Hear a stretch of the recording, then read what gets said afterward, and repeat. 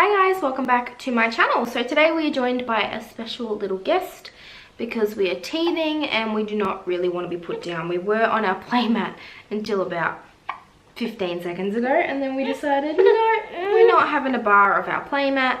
We want to be held by mum. So instead we're going to sit here and play with our oval and be moved around and chew on mum's fingers and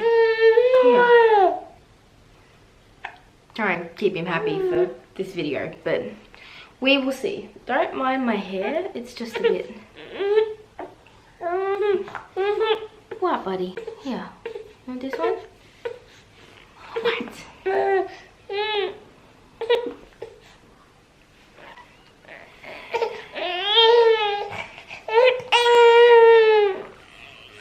If you notice that he's being a bit whiny, it's because we're being a bit whiny.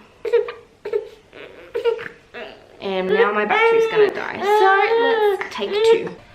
Alright, the baby is here. He'll last the whole of 3 seconds before he wants to be picked up again because teething is super fun. But today's video is going to be my how I built my milk supply video. So this has been a long awaited, it's been a while. Lachlan is 5 months old next week and I have been exclusively breastfeeding most of his life. I did have a couple weeks where we were mixed feeding and also about 2 or 3 weeks where he was exclusively formula fed. So obviously when he was exclusively formula fed, my milk supply dropped dramatically. And so I'm going to give you guys how I built up my milk supply. If he cracks it, I will be picking him up in and out throughout this video because, like I said, teething is not fun. So we did breastfeed Lachlan. I breastfed him exclusively until he was about 5 weeks old before we introduced any sort of formula, and that was just 1 bottle at bedtime. And that was just to try and get me a break throughout the night. I hadn't had time to pump yet and I was getting no sleep. Like every hour. He was a reflux baby who wanted to feed every hour. So moving from that, we moved up to about 3 bottles or 2 bottles a day. And from there we moved to exclusively formula fed for a couple weeks because we thought it might help his reflux. Spoiler alert, it didn't. And he actually has a milk protein allergy, so the formula was actually making it worse, which we later found out. And so obviously I'm now back to exclusively breastfeeding, and I have some tips and tricks on how I did that. So obviously I did have some milk supply left, but it was very minimal, to the point where he wouldn't even latch on to me originally, or he wouldn't even, good boy, he just pulled the toy by himself. He wouldn't even come back to the breast straight away because there wasn't enough milk to draw him in. So first things first is invest in a hospital grade pump. Now this sounds incredibly expensive. It's actually not if you get one of the brands that I did. So I bought the Spectra hospital grade pump. I will leave them linked down below. I bought the S2, which I will leave pictured up here. And I absolutely love it. It is a double breast pump, and it was so much better than the Tommy Tippy one, which I had originally, because those pumps, your everyday pumps, are not made for building your milk supply. They are made for just everyday pumping to make a bottle here and there. So having a hospital grade pump, and first thing I did was I pumped every 2 to 4 hours.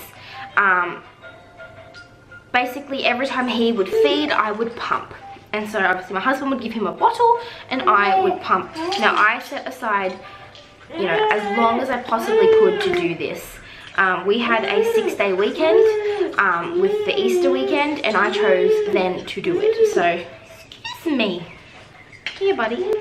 Here. And that was when I chose to do it because I had someone home with me. So like I said, he was only about 6 or 7 weeks when we did this. And so I started doing that. So I would pump both sides for 20 minutes every time he would feed, or every 2 to 4 hours. So including overnight, which is hard, but if you want to build your milk supply, you need to be consistent with it. The other thing I did was I power pumped. If you guys aren't sure what power pumping is, Google it. But basically it is where you set aside time in your day to pump for sort of on and off. So I would set aside 1 hour in my evening. I would feed him, and then I would pump 10 minutes on, 10 minutes off, 10 minutes on, 10 minutes off, 10 minutes on, 10 minutes off for an hour. And I did this, you have to do this multiple days in a row. So I did this for about a week, and I really noticed an improvement in my milk supply. Once I started to build up a bit of a milk supply, what buddy? Here. Once I started to build up a bit of a milk supply, then I would do the thing where I would offer him the breast first. And I would offer him both sides. He used to always feed from one side, but now he feeds from both, which is actually better for your milk production. And so he will empty one breast and then move to the other side and empty that side. And obviously at the beginning there was not enough to sustain him, so then he would get a bottle and he would drink whatever he wanted from that bottle. And so what we did was I would slowly increase my breastfeeds, and we would slowly decrease his formula feeds. So we found that, you know, once he was feeding very regularly from the breast, my milk supply increased, and how much he would drink from his bottle would decrease. And so eventually we just started making smaller and smaller and smaller bottles until basically he was satisfied with the breast and didn't need the bottle at all. What, sweetheart? Now I'm not going to say this was overnight. This step took quite a few weeks, but this was a crucial step. It's you always offer the breast first, because then he can empty what they want, and obviously top up with the bottle if you think that they need it. Eventually he just got satisfied with the breast and didn't need the bottle top-ups at all. These are some other things that I did, which was lactation cookies. Now some people don't believe in these, obviously eating oatmeal as well, but lactation cookies, some people don't believe in them. I will leave the recipe I used down below. I have now made it a vegan recipe because he is allergic to the cow's milk protein, so I do have to make it without dairy, but that's fine. And for a while I was making it without the eggs, although he seems to be tolerating eggs much better now. And so I'll leave that link down below. I think that it did make a huge difference in my supply, and I think that they are definitely worth making. They're not super expensive to make once you find brewer's yeast, and the flaxseed meal, it's really not that hard. Motilium.